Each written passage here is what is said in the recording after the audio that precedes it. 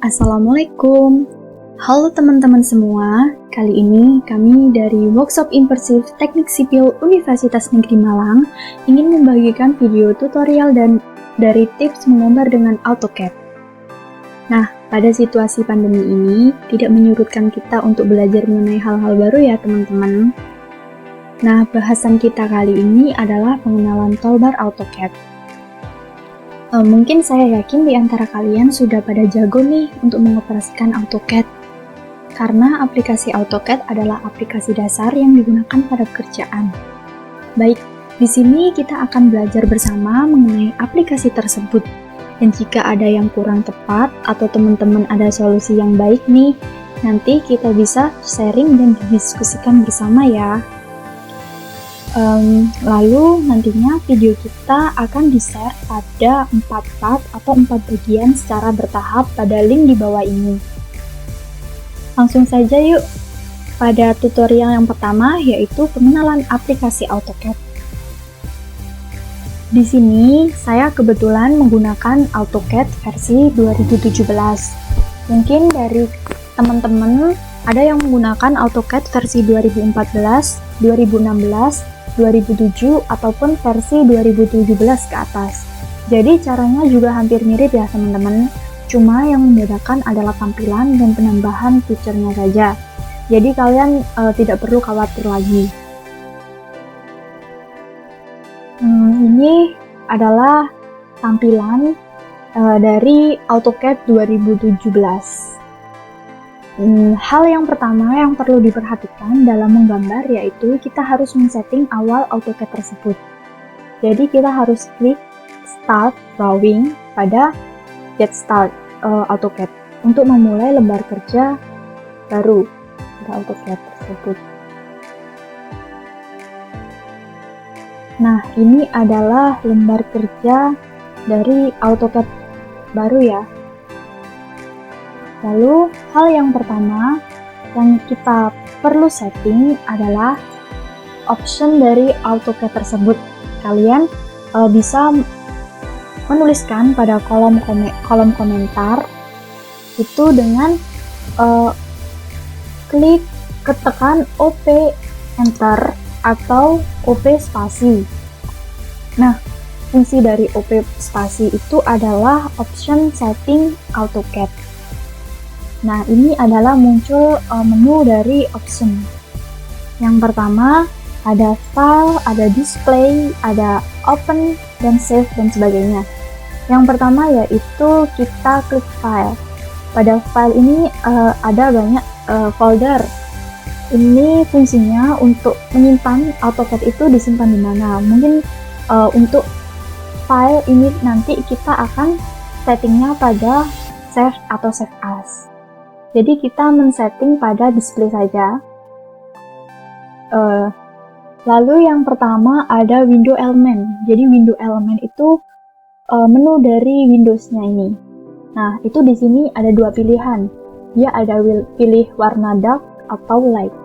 Kalau saya lebih suka warna hitam. Mungkin dari teman-teman bisa sesuka kalian pilih warna light atau dark, itu terserah kalian ya. Lalu di sini juga ada crosshair size. Apa sih crosshair size itu? Jadi kita coba aja ya biar tahu. Crosshair size itu tanda ya, tanda dari klik gambar kalian. Coba aku kasih paling maksimal aja. Oke, paling maksimal mungkin 100 ya. Oke, langsung kita klik OK. Ada perbedaan kah? Nah, ini ada perbedaan. Jadi crosshair ini lebih panjang garis yang ada di kursor kita ini. Coba aku ganti agak kecilan ya, karena menurut aku sangat mengganggu kalau panjang-panjang, tapi terserah kalian ya. Oke, mungkin aku setting 20 aja. Lalu kalau sudah pada display, kita setting pada open dan save. Nah, open dan save ini file save itu kalian save-nya itu pada AutoCAD versi berapa. Kalau aku nyaranin AutoCAD-nya versi 2007 karena 2004 ke bawah itu umumnya tidak digunakan ya. Udah tua AutoCAD-nya. Jadi aku pilih 2007 aja. Lalu di sini ini hal yang terpenting adalah kalian harus mencentang tombol automatic save ini.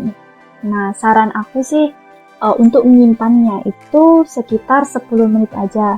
Jangan simpannya 5 menit. Nanti AutoCAD kalian bakalan lemot pada saat kalian menggambar yang agak banyak gitu. Lalu kalau udah, kita ke plot and publish. Plot and publish ini gunakan use as default output device. Jadi nanti kalian bisa setting ini lagi pada menu plot nantinya. Mungkin ini dibiarkan aja sesuai settingannya AutoCAD, ataupun kalian bisa setting nih dari DWG to PDF. Jadi DWG itu lembar kerja kalian ini namanya DWG. Lalu untuk menjadi PDF nanti hasilnya itu. Lalu untuk sistem kita tidak merubah. Lalu ada user preference.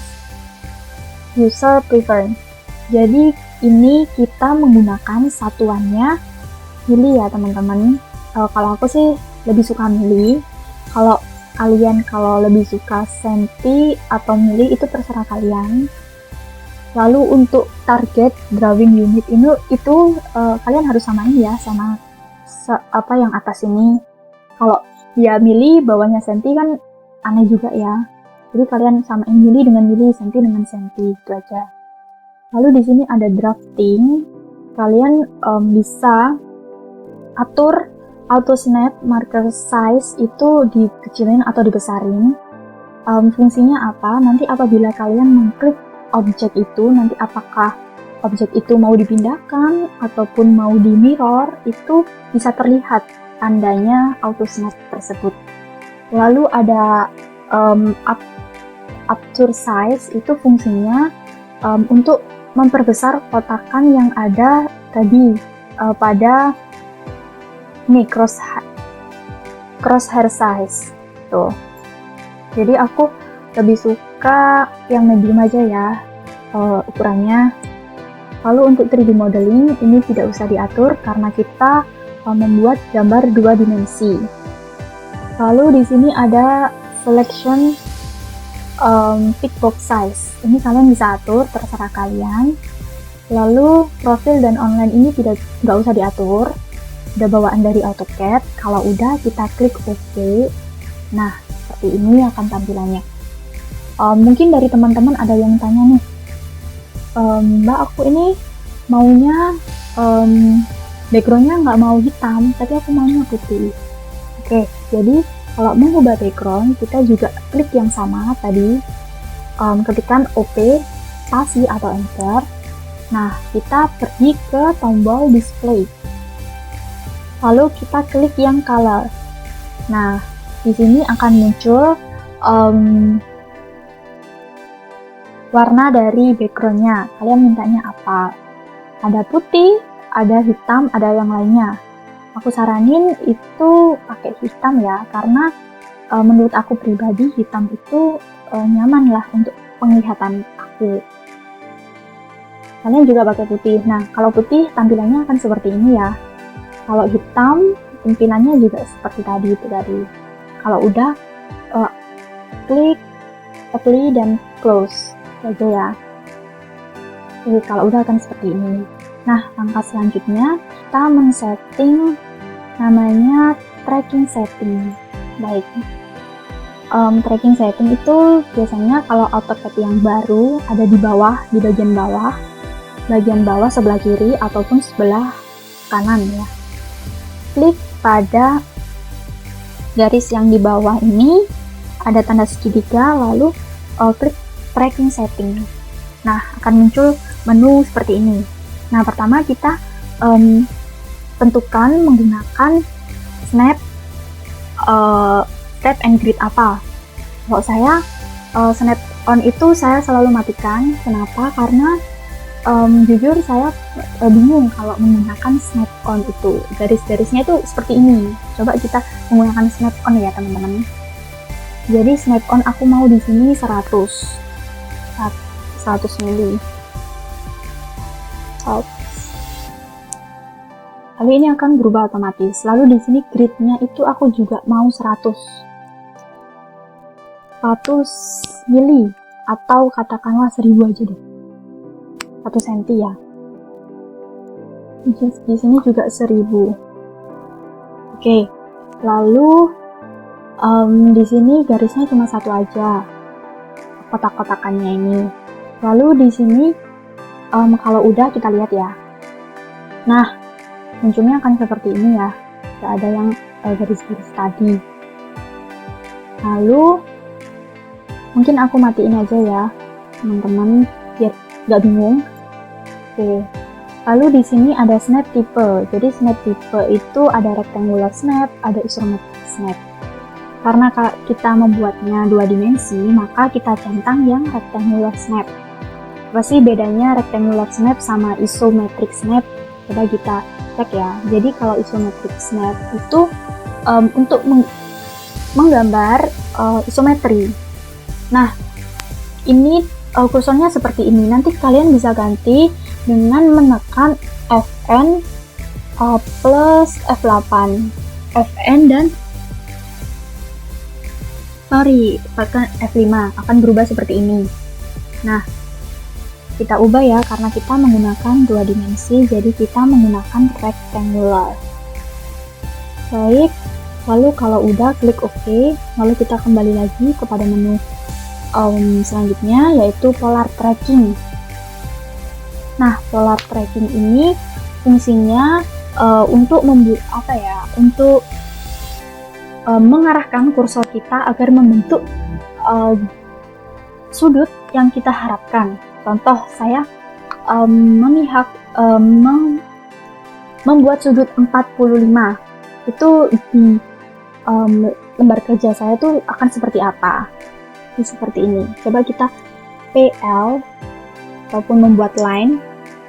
Nah, ini muncul seperti ini ya teman-teman. Jadi sudutnya itu membentuk 45 derajat. Sudutnya membentuk 90, 45. Itu yang warna hijau itu putus-putus, itu adalah polar tracking. Nah, kalau kita coba pakai sudut 50 derajat, akankah bisa berubah? Coba. Oke. Nah, ini jadi 50 derajat. Jadi kita setting 45 aja ya. Menurut aku lebih suka settingan polar tracking itu 45. Lalu kalau udah kita centang objek snap on atau kita klik F3. Nah, itu fungsinya untuk apa? Kita apabila pada men-select suatu objek, nanti kita juga membutuhkan yang namanya midpoint atau garis tengah gitu. Lalu adanya center. Menurut aku ini di-select semuanya aja karena siapa tahu kita pada saat menggambar itu butuh itu. Dan jangan lupa dicentang. Nah, langkah terakhir yang kita setting pada drafting setting yaitu dynamic input. Di sini ada beberapa pilihan penggunaan dynamic input. Ada enable pointer, ada enable dimension. Coba kita klik pada dua-duanya ya. Itu gimana tampilannya. Nah,